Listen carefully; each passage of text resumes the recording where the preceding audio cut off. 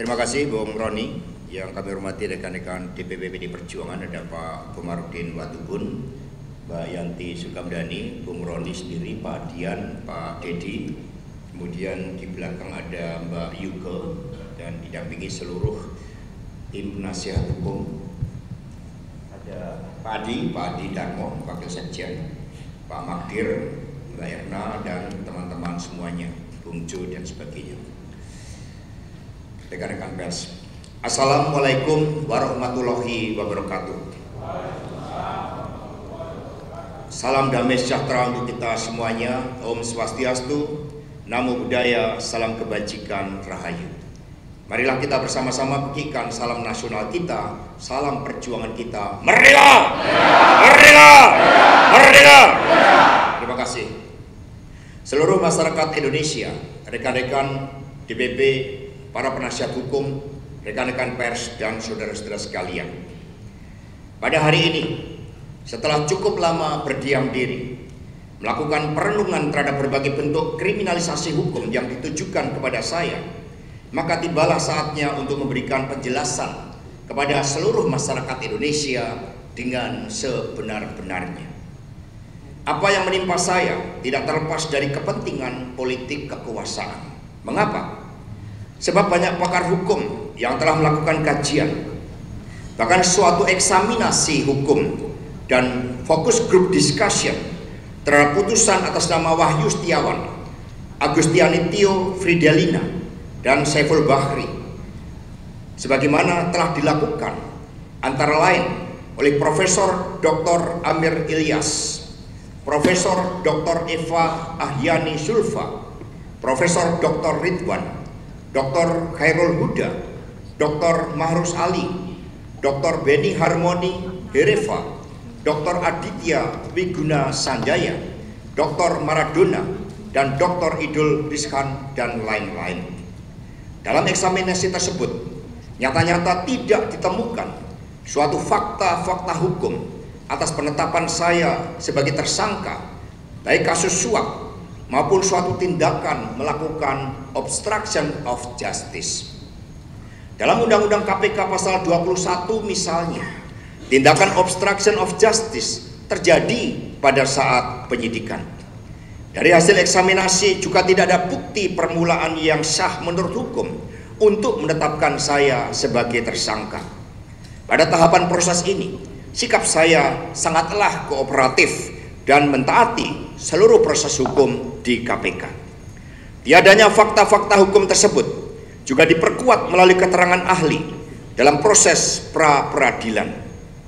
Melalui sidang yang syarat dengan falsafah, prinsip, dan dalil-dalil hukum, baik berdasarkan keterangan ahli dari KPK selaku termohon dan ahli dari pemohon, juga tidak ditemukan suatu fakta-fakta persidangan yang mengarah adanya bukti formal dan material yang bisa menjadi landasan bagi penetapan saya sebagai tersangka.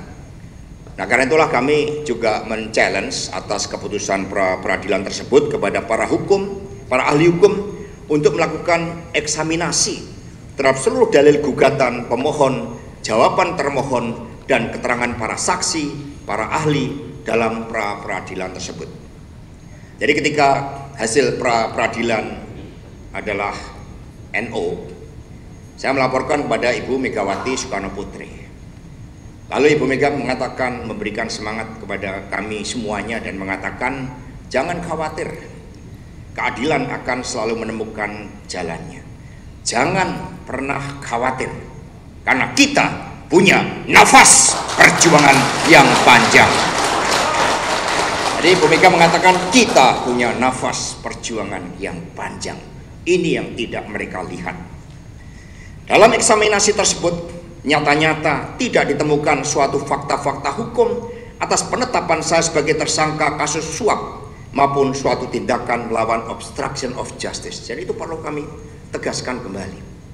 Karena itulah seluruh masyarakat Indonesia, rekan-rekan pers yang saya hormati, selain hal tersebut, ada fakta persidangan yang sangat menarik yang menyentuh aspek kemanusiaan dan nurani kita, yakni adanya intimidasi yang dilakukan oleh saudara Rosa Purbabekti terhadap saudari Tio.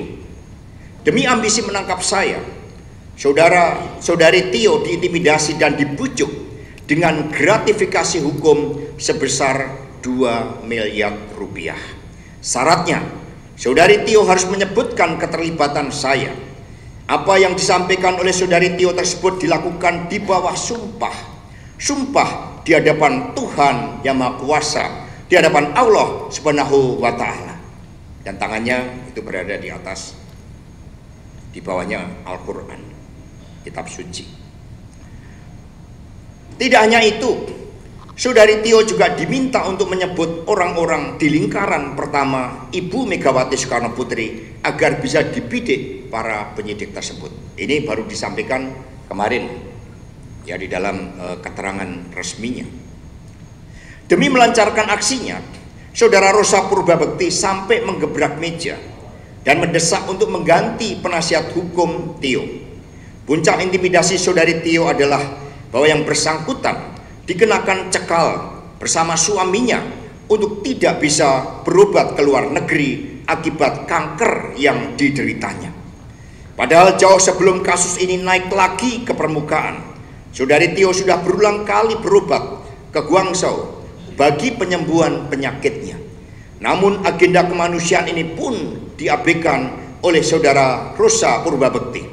Saya meyakini jika saudari Tio mengikuti kemauan saudara Rosa, maka pencekalan itu pasti tidak akan terjadi. Jadi kisah sekitar 2014-2015, saat itu Pak Dahlan Iskan juga mengalami hal yang sama. Beliau bertemu dengan Bu Mega karena satu juga ada persoalan hukum, minta dibantu agar bisa berobat ke luar negeri. Maka demi kemanusiaan Ibu Mega lalu mengulurkan tangannya dan meminta saya untuk bertemu dengan Wakil Presiden Pak Yusuf Kalla dan bertemu dengan Menteri Hukum dan HAM saat itu Pak Lauli, agar kemanusiaan inilah yang harus berbicara. Tetapi ini, kemanusiaan ini yang sepertinya tertutup dalam diri saudara Rosa Purbabekti.